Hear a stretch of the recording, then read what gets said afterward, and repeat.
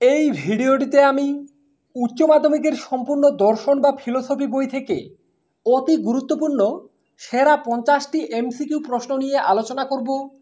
আশা রাখি উচ্চ মাধ্যমিকের সম্পূর্ণ দর্শন বা ফিলোসফি বই থেকে তোমার যদি এই গুরুত্বপূর্ণ 50টি এমসিকিউ প্রশ্ন ভালোভাবে পড়া থাকে তাহলে এখান থেকেই তুমি অনেক প্রশ্নই কমন পেয়ে যাবে।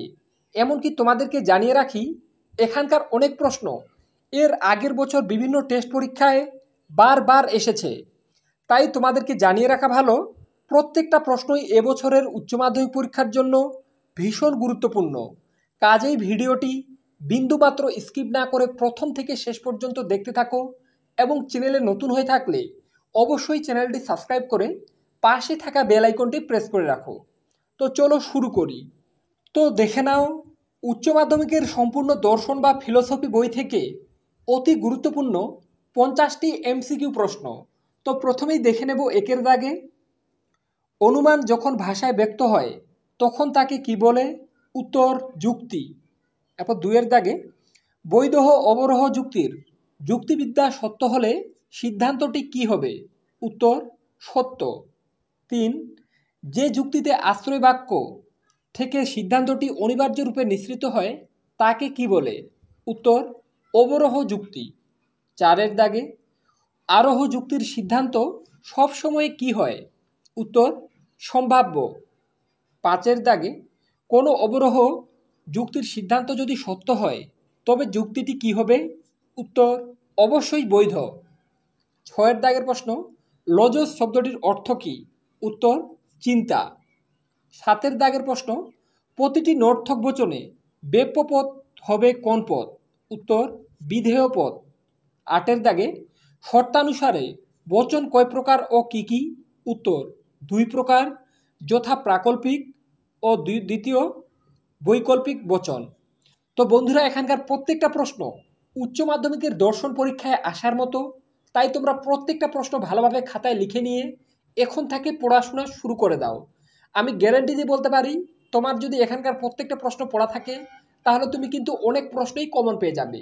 তো কাজে বন্ধুরা, তোমরা যারা চাও এই রকম আর অন্যান্য সাবজেক্টের অতি গুরুত্বপূর্ণ ভিডিওগুলি সবার আগে তোমার কাছে পৌঁছে যাক আর তুমি সেগুলি ভালোভাবে ফলো করে উচ্চ মাধ্যমিকে ভালো রেজাল্ট করতে পারো, তারা অবশ্যই চ্যানেলটি সাবস্ক্রাইব করে পাশে থাকা বেল আইকনটি প্রেস করে রাখো।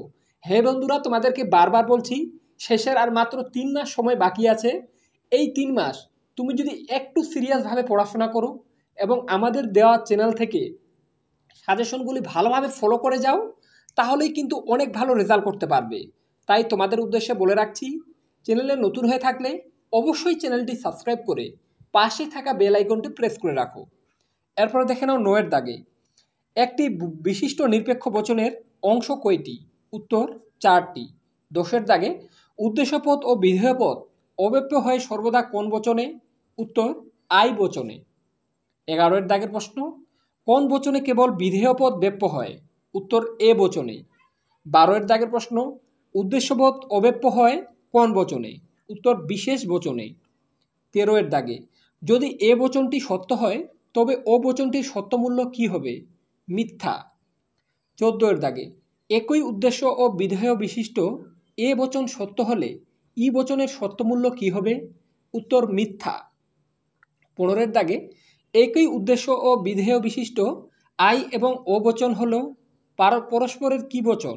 উত্তর অধীন বিপরীত বচন। এরপরে দেখে নাও 16এর দাগে। 16এর দাগের প্রশ্ন, বচনের বিরাধানুমান কি ধরনের অনুমান? উত্তর অমাধ্যম অনুমান। 17এর দাগে, একই উদ্দেশ্য ও বিধেয় বিশিষ্ট দুটি সামান্য বচনের মধ্যে বিরোধিতা দেখা যায়, তো উত্তর হয়ে যাবে বিপরীত বিরোধিতা। 18এর দাগে, অসম বিরোধিতার ক্ষেত্রে যদি বিশেষ বচনটি সত্য হয় তবে সামান্য বচনটির সত্যমূল্য কী হবে? উত্তর অনিশ্চিত। 19এর দাগে, যদি বৈধ নিরপেক্ষণে হেতুপদ উভয় আশ্রয় বাক্যের উদ্দেশ্যস্থানে থাকে তবে নিরপেক্ষণের সংস্থানটি কী হবে? উত্তর তৃতীয়। তারপর দেখানো 20এর দাগে, ফ্রেশন মূর্তিটি বৈধ হয় কোন সংস্থানে? উত্তর তৃতীয় সংস্থানে। 21এর দাগের প্রশ্ন, এ ও মূর্তিটি বৈধ হয় যে সংস্থানে সেটি কি? উত্তর হয়ে যাবে প্রথম বচনে। 22এর দাগে, পক্ষপদ পক্ষ আশ্রয় বাক্য ছাড়া অন্য কোন স্থানে থাকে? উত্তর সিদ্ধান্তের উদ্দেশ্যে। 23-এর দাগে নিরপেক্ষ ন্যায়ের সংস্থানের সংখ্যা কয়টি? উত্তর 4টি। তো বন্ধুরা, প্রত্যেকটা প্রশ্ন ভীষণ গুরুত্বপূর্ণ এবং উচ্চ মাধ্যমিক 2024-এ দর্শন পরীক্ষায় আসার মতো। তাই তোমাদের কাছে আমার রিকোয়েস্ট থাকবে, প্রত্যেকটা প্রশ্ন ভালোভাবে পড়ে নেও এবং তোমরা যারা চাও আমার চ্যানেল থেকে দেওয়া অন্যান্য গুরুত্বপূর্ণ ভিডিওগুলি সবার আগে তোমার কাছে পৌঁছে যাক আর সেগুলি পড়ে তুমি ভালো রেজাল্ট করতে পারো, তারা অবশ্যই চ্যানেলটি সাবস্ক্রাইব করে রাখো। এরপর দেখানো 24-এর দাগে নিরপেক্ষ ন্যায় অনুমানে যে পদ সিদ্ধান্তের বিধেয় স্থানে থাকে তাকে কি বলে? উত্তর সাধ্যপদ। এরপর দেখে নাও 25-এর দাগের প্রশ্ন, বৈকল্পিক নিরপেক্ষ ন্যায়ের সিদ্ধান্তটি সর্বদা কি বচন হয়? উত্তর নিরপেক্ষ বচন। 26-এর দাগে প্রাকল্পিক নিরপেক্ষ যুক্তির কোন বাক্যটি প্রাকল্পিক বচন? উত্তর প্রধান বাক্যটি। 27-এর দাগে প্রাকল্পিক নিরপেক্ষ যুক্তির প্রধান আশ্রয় বাক্যের অংশ দুটি কী কী? উত্তর পূর্বগ, অনুগ। এরপর দেখে নাও 28-এর দাগে সকল এস হয় পি বচনটির বুলীয় ভাষ্য কী হবে? উত্তর এসপি সমান 0, এসপি সমান ও। এরপর দেখে নাও 29-এর দাগে কোন যৌগিক বচনের সত্যমূল্য নির্ভর করে কিসের উপর? উত্তর অঙ্গবচন ও যোজকের উপর। 30-এর দাগে যদি পি তবে কিউ মিথ্যা হবে কখন? উত্তর পি সত্য এবং কিউ মিথ্যা হয়। এরপর দেখে নাও 31-এর দাগে আরোহ অনুমানের বস্তুগত ভিত্তি কি? উত্তর পর্যবেক্ষণ। এরপরে 32-এর দাগে আরোহ অনুমানে সামান্যীকরণের মাধ্যমে যে বচন প্রতিষ্ঠা হয় সেটি কি? উত্তর সামান্য সংশ্লেষক বচন। তো বন্ধুরা, প্রত্যেকটা প্রশ্ন ভীষণ গুরুত্বপূর্ণ, তোমরা ভালোভাবে পড়ে রাখবে। বারবার বলছি, এখান থেকে তুমি উচ্চ মাধ্যমিক 2024-এর দর্শন পরীক্ষায় অনেক প্রশ্নই কমন পেয়ে যাবে। এরপর দেখানো 33-এর দাগের প্রশ্ন, উপমা যুক্তির সিদ্ধান্তের সম্ভাব্যতার সর্বাপেক্ষা গুরুত্বপূর্ণ শর্ত কি? উত্তর সাদৃশ্যের প্রাসঙ্গিকতা।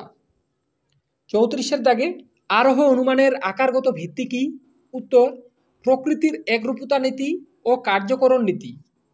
35-এর দাগে বিশেষ ঘটনার মাধ্যমে সামান্য নিয়মে উপনীত হওয়াই হলো আরোহ অনুমান, এটি কে বলেছেন? উত্তর জয়েস। 36-এর দাগে আমরা এক বিশেষ সত্য থেকে আরেক বিশেষ সত্যে উপনীত হই, যে আরোহ যুক্তিতে তার নাম কি? উত্তর উপমা যুক্তি। 37-এর দাগে আরোহ অনুমানের সমস্যাটি কি? উত্তর সামান্যীকরণ। 38-এর দাগে সাদৃশ্য কোন অনুমানের ভিত্তি? উত্তর উপমা যুক্তি। তো বন্ধুরা, ভীষণ গুরুত্বপূর্ণ প্রশ্নগুলি, একটাও বাদ দেবে না, প্রত্যেকটি ভালোভাবে পড়বে। 39-এর দাগে লৌকিক আরোহকে শিশুসুলভ বলেছেন কে? উত্তর বেকন। 40-এর দাগে ভিজে কাঠে অগ্নিসংযোগ ধূম সৃষ্টি হওয়ার কারণ, এখানে কারণ কথাটি যে অর্থে ব্যবহৃত হয়েছে সেটি কি? উত্তর পর্যাপ্ত আবশ্যিক শর্ত অর্থে। 41-এর দাগের প্রশ্ন, ক হলো খ এর পর্যাপ্ত শর্ত, এ কথার অর্থ কি?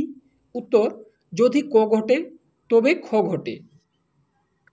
এরপর দেখে নাও 42-এর দাগে পরিমাণের দিক থেকে কারণ ও কার্য সম্মান একথা কে মনে করেন? উত্তর কার্ভেদ রিড। এরপর দেখে নাও 43-এর দাগে শক্তির অবিনশ্বরতার সূত্রটি কি? উত্তর কারণের পরিমাণগত লক্ষণ। তো বন্ধুরা, প্রশ্নগুলি ভীষণ গুরুত্বপূর্ণ, একটাও বাদ দেবে না, তোমাদেরকে বারবার বলছি। তোমরা যদি পারো তাহলে খাতায় নোট করে নাও এবং প্রথম থেকে পড়া শুরু করে দাও। আর তোমাদেরকে বারবার বলছি, আমি কিন্তু শেষের এই 3 মাসে তোমরা যারা সারা বছরও তেমন পড়াশোনা করোনি, আর শেষের এই 3 মাস একটু সিরিয়াসভাবে পড়াশোনা করে উচ্চ মাধ্যমিকে ভালো রেজাল্ট করতে চাও, তারা অবশ্যই রিয়াজ টিউটোরিয়াল চ্যানেলটি সাবস্ক্রাইব করে রাখো। আমি তোমাদেরকে গ্যারান্টি দিয়ে বলছি, এই চ্যানেলটি থেকে শেষ মুহূর্তের জন্য তোমাদের যে সাজেশনগুলি দেওয়া হবে এর বাইরে প্রশ্ন আসবে না।